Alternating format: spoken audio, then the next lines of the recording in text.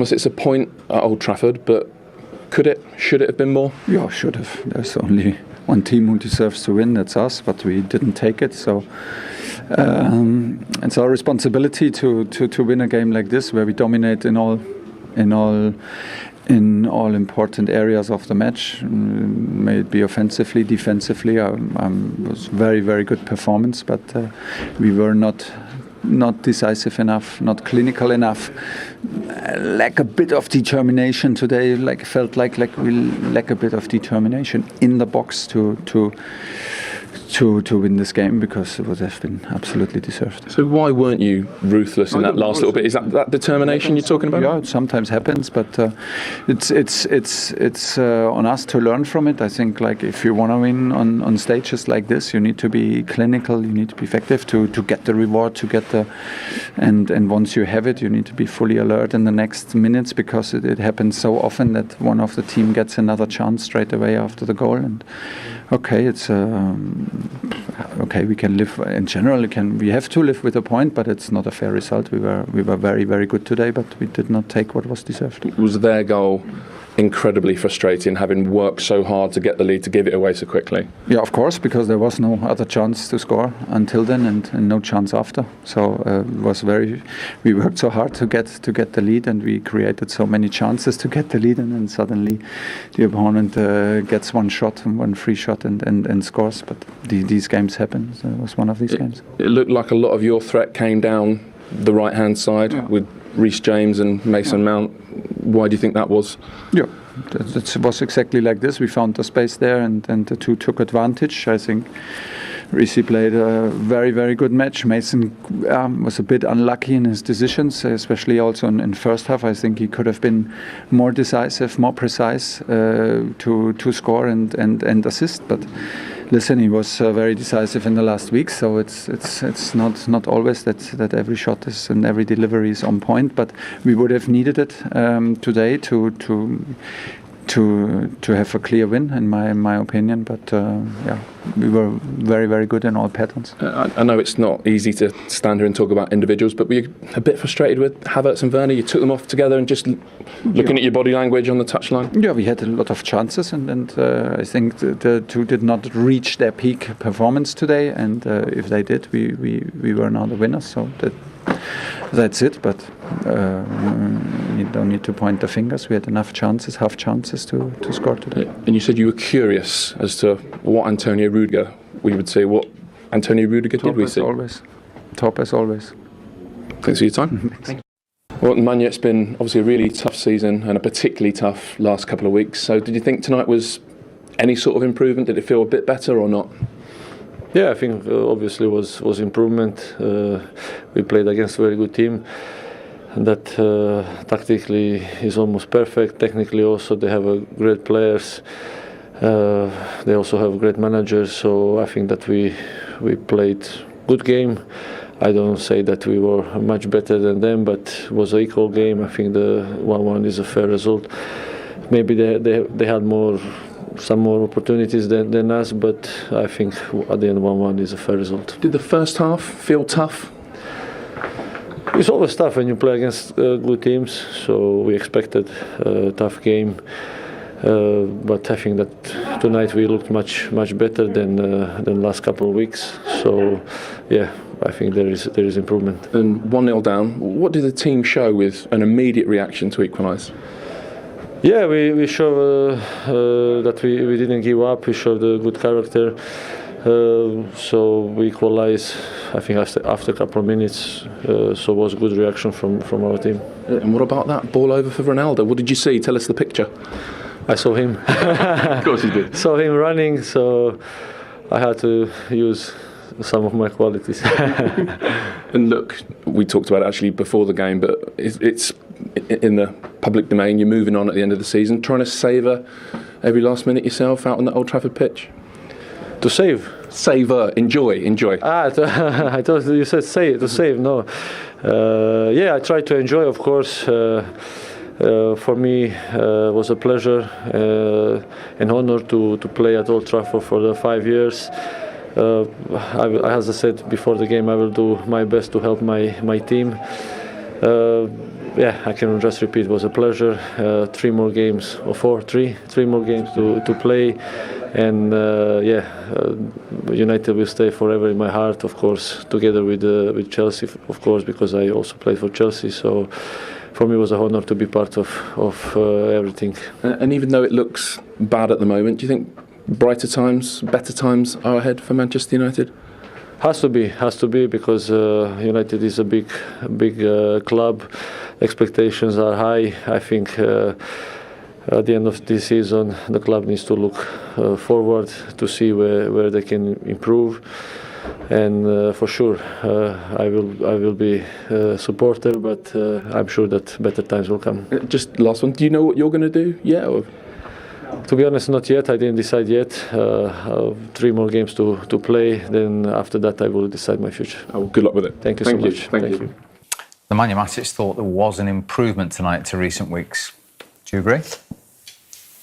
It does feel like they're just counting down the games now to the summer. Not much to play for. And I know people will say, well, there's Europa League and the Conference League that they could potentially go into, but that's not floating the boat of Messrs Ronaldo and Pogba or anyone else like that. So it's get to the end of the season quick, get a new manager in, new ideas, fresh approach, just change the course of what's happening at the minute. They were okay tonight, but not enough energy, not enough passion. I mean, we're on the back of a couple of unbelievable Champions League games that we've seen, Real Madrid against Manchester City, Liverpool playing against Real. I mean, the pace of those games, when you watch it, and then you watch Manchester United and how they're pressing, and it just, you think, wow, that's a different game that they're playing at the minute. They need new ideas and new ideas fast. They could have took a hammering tonight. I thought they played better at Arsenal than they did here tonight. That first half was so lacklustre. Chelsea, chance after chance. If they take their chances, Chelsea, they're 3-0 up at half-time, and that place would have been booing from the rafters. They're a little bit better second half, but the only good thing I can see is they reacted after Chelsea got the goal. But Chelsea, let's look at Chelsea. They've got a cup final parked.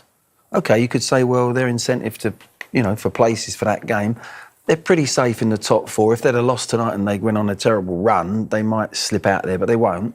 So they didn't have that much to play for in that sense. They weren't chomping on the bit. They need the 3 points to Champions League, next year. But look how they played. Their pride, their manager demands. Their manager demands. It was like he was in a cup final, in the Champions League cup final last year, the way he was going on the sidelines, because it wasn't what he wanted. There were certain finishes that he wanted better. The shape was good. Everyone put a stint. And when they lost the ball, they wanted to win it back. They hunted the ball together. There was an urgency about them. But they weren't really, it weren't as if they were having to go, well, we need the 3 points here tonight to stay in that top 4. If not, we're going to miss out on a Champions League spot. So to me, it's just an attitude of those players at United at the moment. They've got to look themselves in the mirror, because they were very close to getting a hammer in there tonight. Yeah, they got away with one. Certainly in the first half. In the second half, they improved a little bit. But first half, they could have gone in a couple of goals down, and that would have been being kind to them.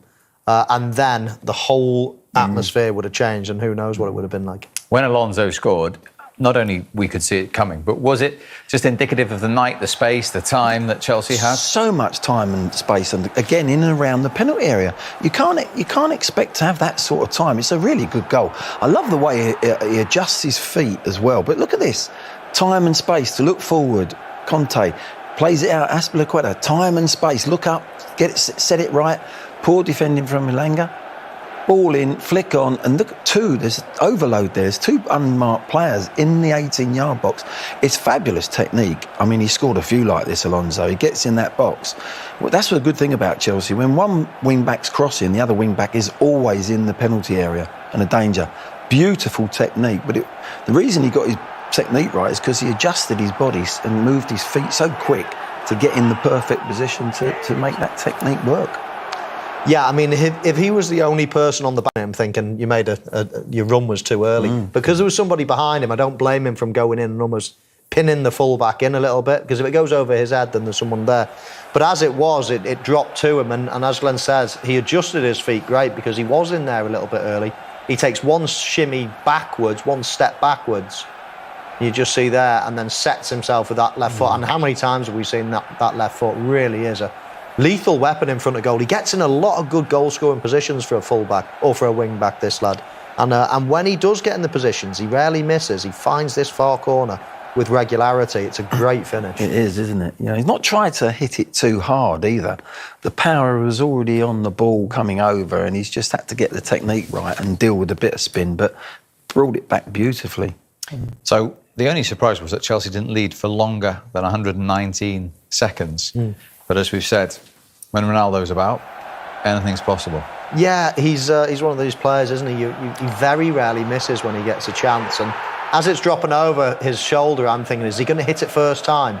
If he's going to take a touch, it's going to have to be a good one. And, well, should anybody question it, I mean, you've got to spare a word for Matic. It's a lovely little scoop ball, as we see Thiago, Glenn. Yeah, that's unusual for him. Normally there's only one player, Ronaldo there. It's a beautiful goal, but normally he gets attracted to the ball. You know, whether you're a young 17-year-old or an experienced 37-year-old, it's amazing what defenders, they look at that ball.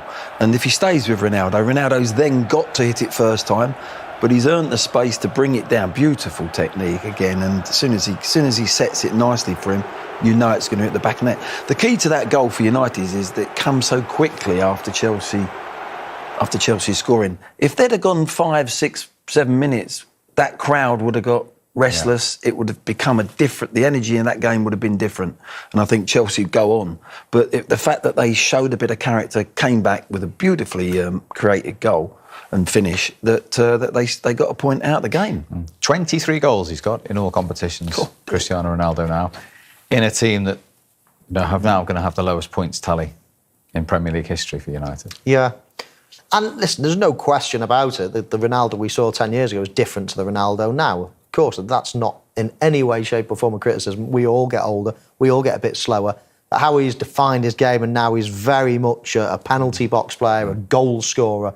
It's not easy just to go from one type to another. And OK, he's always scored goals, but he scored very different types of goals. He used to throw his legs over, do step over, shoot from distance. Now he's very much a predator, goal scorer. And how you can be that good in two basically different positions that he's played, one out wide and then one as a centre forward, is quite stunning. And he's never ever lost that in front of goal. He just very, very rarely misses, and no wonder when that ball's coming over just then, if you just froze it, I would have said that's about a 20% chance he's going to score there. It's floating in the air, people are going to get back, the goalkeeper's going to rush at him. And then all of a sudden he takes one touch and it makes you think, right, he's 80% now. Everything he does increases his chances of scoring. And that's what great players do. That's the importance of a first touch. That's the importance of timing runs. That's the importance of these little tiny details of goal scoring, that when you're about to shoot, you've made everything as easy as you can for yourself. And at the end of it, he almost makes it an easy finish because he's so good before. I just want to ask you this though, Glenn. If you're Erik ten Hag tonight in the Netherlands, sitting on your sofa with your cup of tea, watching that game tonight... Sorry, behind the sofa. Very good. What do you do with this man when you take over? Well, you've got to he's got to continue. Everyone's got to have his attitude. Well, there's been some suggestions that he should go, that's why. No, he's the best player they've got. Tonight he was the only player that put a stint in. The other thing as well, 23 goals he's scored, this season. That is phenomenal, because I'll tell you why it's phenomenal. He's not had 90 chances. His ratio is probably, I don't know how many chances he'd have had. There's no number there at the moment, but it's been limited because of the season United have had. So realistically, although he's 37, he's been a fantastic player and still is. He's probably had more chances in other clubs than he has this year, and he's still scored to 23. That's the key. It's a bit like when you went to Real Madrid. When he hasn't started. Real Madrid, he was at Real Madrid. The minutes he had on the pitch was phenomenal. How many goals he scored. So you've got to look at it a little bit deeper. He hasn't had anywhere near the chances created for him, but he finishes. A couple of hat tricks have got them the points recently when they were playing just like tonight, poor, and suddenly he's the difference. And that's why I think this season he's been phenomenal. Yeah, and I get why people question it. I get what people say. Well, because when he hasn't started. No, well, exactly. Oh, no, I've got no, there's not, I'm saying nothing bad about this fella. I mean, wow, what a player. But I do get why people are trying to look beyond, because he's not the long-term answer. Of course he's not. I mean, but Manchester United, if you think of their history, really over the last few years, or last couple of decades, Wayne Rooney is the only player really that I can think of that they've gone, bang, bought someone young that's got longevity. Apart from that, you think of how many players of that ilk, Ibrahimovic, Larsson, even Van Persie at the end of his career. Now it's Ronaldo. They've bought top-class players right at the end, and they need to find that next one that can carry them for 10 years, and it's hard to find. The only problem, Michael, for next year, Den Haag, is if he wants to come in and he wants to play the pressing game from the front and go for the throat and have his team really pressing high up in the pitch, that could be his only slight problem with playing Ronaldo. Can Ronaldo do that at 37? Can he put that in? Then he's got to sit Ronaldo down and say, look, you've got to give me 60 minutes. So his time is All less. the best with that conversation. Exactly. So then that throws a little bit of a googly in there. But you know what I'm saying? If he wants to play, so that's the only thing I think as a manager going and you think, well, tactically, how are we going to get the best out of him? He scored 23 this year and they ain't had a good season. But I still want him in my team. How are we going to go about that? That's the slight problem with him. Not that he doesn't want to do it. He just can't do that and expect him to score 23 goals plus. Probably going to score more. He can't do that pressing and doing what give you that and then go and score 23 goals so far. So you've got that's the slight conundrum that the new manager's got. That's top of his list, though, isn't it? Yeah. Well, listen, scoring goals, as we all know, players don't grow on trees that score big numbers. He does it. And that's the skill of a manager, isn't it? How can you balance it to get the best out of, to get him on the pitch? Because you're virtually guaranteed 25, 30 goals in a good team. Well, more than that in a good team. He's going to score 25, 30 in a bad team this season. So that doesn't happen often. You don't find players like that. So if I was Ten Hag, I'd be thinking, I can't ignore that. I can't ignore a guarantee of 30 goals in a decent enough team. I've got to work around it, and that's what good managers do. Not every situation falls into place exactly how you want it. You might have to play a different shape or whatever, or carry him in a certain way. It's a bit of it's a real conundrum to me, because let's say that Fernandes and Pogba weren't at Man United, but they were coming to join Man United this next season with Ronaldo, and you think, God dear, he's got service now. He's going to get service left, right and centre. but it hasn't worked out like that. Those two players are made for him to create chances for him. But for whatever reason, and inside that camp, they'll know why, no manager's got that out of them. They've got the players there. That's what I scratch my head. They've got the players there. It's something's missing there. And I think it is that work ethic. You look at Liverpool, you look at City, you look at Chelsea, the pride of winning the ball back. The reason you work hard to win the ball back is what? Gives you more ball. If you want to enjoy the ball and you're a good side with the ball, you work hard to get more of the ball. Don't wait for the opponents to give you the ball. Win it back more. Work harder that way. You know what? You'll have the ball more, so you'll enjoy your game even better. He's raising his voice like an old England dressing room now. Oh, yeah. He could do that.